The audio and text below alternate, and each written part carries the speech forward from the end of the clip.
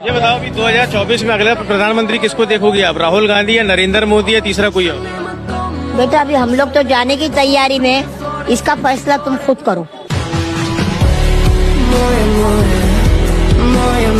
मैं एक छोटा सा विषय रख के समाप्त करूं 10 सेकंड में। मेरे पास एक मणिपुर का व्यक्ति कल मिला मेरे को, जब मैं आ रहा था यहाँ, तो उसने मुझे बहुत बड़ी बात कही। उसने कहा भाई साहब योगी जी आएंगे। मैंने कहा क्यों, आपको कैसे लग रहा है? उन्होंने कहा देखो भाई साहब ऐसा है कि हम 20 रुपया कमाते हैं तो 20 रुपया घर लेके जा पाते हैं, लाभ तो दिया सो अलग, मगर जो मैं कमाता हूँ रास्ते से कोई मेरा थैला छीन के तो भागता नहीं है। बहुत बढ़िया बात संबित पात्रा जी ने बोली।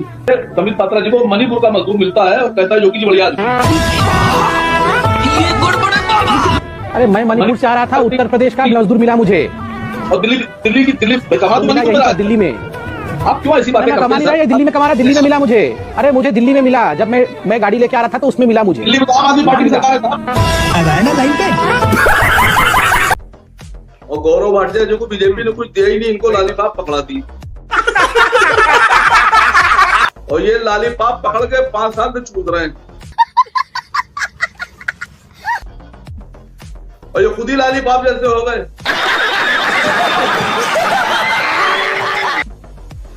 MIM को लालीपाप कह रहे हैं और लालीपाप चूस रहे हैं बेचारे। 5 साल तक मोदी ने इनको लालीपाप चूसवाई। और ये इतना बेचारे परेशान हो गए हैं कि इनकी भाषा भी बिगड़ गई। ये पेशे से वकील हैं, पढ़े लिखे बहुत हैं। मैं इनकी बात का बात इनकी वकीलों वाली नहीं रह गई, बात थोड़ी सी घटिया वाली हो गई इनकी। गजब बेइज्जती है। तो चाहते हैं कि आप फले फूले पार्टी अध्यक्ष बने समाजवादी पार्टी में, ताकि एक परिवार का वर्चस्व खत्म हो। तो गेम बचाना पड़ेगा। शिवसेना के साथ सरकार किसने बनाई? अध्यक्ष कौन था शिवसेना का? PTP के साथ सरकार किसने बनाई थी? कौन अध्यक्ष था? बादल के साथ सरकार किसने बनाई थी? कौन अध्यक्ष था? अभी तो इतना ही परिवार खोला है, पूरा परिवार ही परिवार है भारतीय जनता पार्टी में।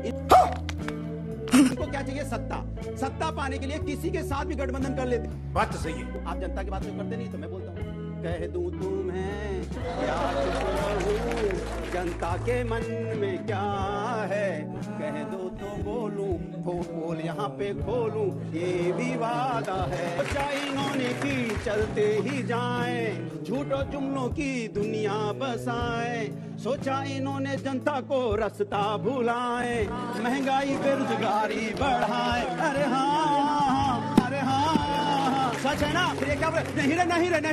नहीं। मजा आया।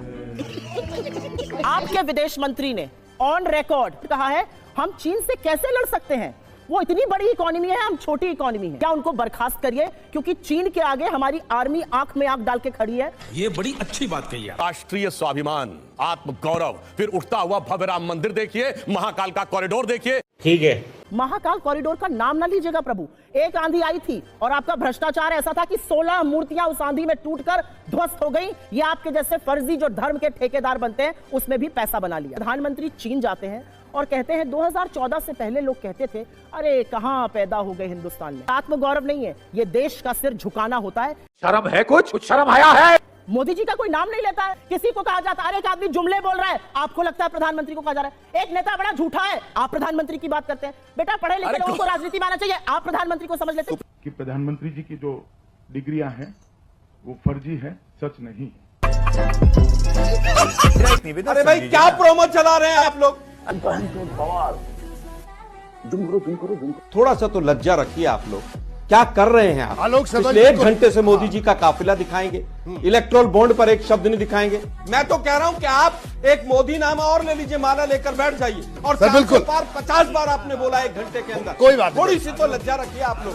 ठीक है। अरे 1 घंटे से मोदी नामा पढ़ रहे हैं यहाँ पर बैठकर आप लोग। निवेदन केवल इतना बहुत संक्षेप में बोलो, बिकॉज उनकी नाराजगी है, इसलिए मुझे इतना थोड़ा सा उनको देखिए। आलोक जी, हमारा काम बॉन्ड जैसा ही घपला है हिंदुस्तान के मीडिया का। इसमें एक सेंटेंस है, they must have the first claim on resources. They मतलब जो बीजेपी बता रही है, यहां दे का मतलब है मुसलमान। संसाधनों पर पहला दावा उनका ही होना चाहिए। तो कांग्रेस का यह कहना है कि संसाधनों पर पहला दावा उनका होना चाहिए। इसमें उनका मतलब यह नहीं है कि मुसलमानों का होना चाहिए। वो ये कह रहे हैं कि सारे जो कौन कौन होने चाहिए, अनुसूचित जाति, अन्य पिछड़े वर्ग, अल्पसंख्यक, महिला, बच्चे और अल्पसंख्यक, खासकर मुस्लिम अल्पसंख्यक। तो अकेले मुस्लिम अल्पसंख्यक का नाम उन्होंने लिया है, लेकिन अकेले मुसलमानों का नाम नहीं लिया, उसके अलावा भी बहुत सारे वर्गों के नाम इसमें लिए। जिस दिन नेहरू प्रधानमंत्री बना था उसी दिन देश गर्त में चला गया। क्या बात कर रहे हैं? वकीलों को तो मोदी को ही वोट देना चाहिए, क्योंकि उसने सरदार वल्लभ भाई पटेल की पूरे विश्व में सबसे ऊंची मूर्ति लगा दी, और वो वकील था। तेरा तो गेम बजाना पड़ेगा। आपने कहा कि सरदार वल्लभ भाई पटेल वकील थे, बिल्कुल सही कहा, पर वकील तो नेहरू भी थे। चीज आपने कही कि अगर नेहरू प्रधानमंत्री नहीं होते तो कौन होता प्रधानमंत्री? सरदार वल्लभ भाई पटेल होते। आज देश की स्थिति कुछ और होती। इससे पहले चुनाव कब हुए? अब इतना मेरे को पता नहीं है। 1952। वो तो देखना पड़ेगा। और सरदार पटेल का देहांत कब हुआ? कब हुआ भाई? उससे पहले। तो फिर पटेल कैसे होते प्रधानमंत्री? खत्म, bye bye, tata, good bye.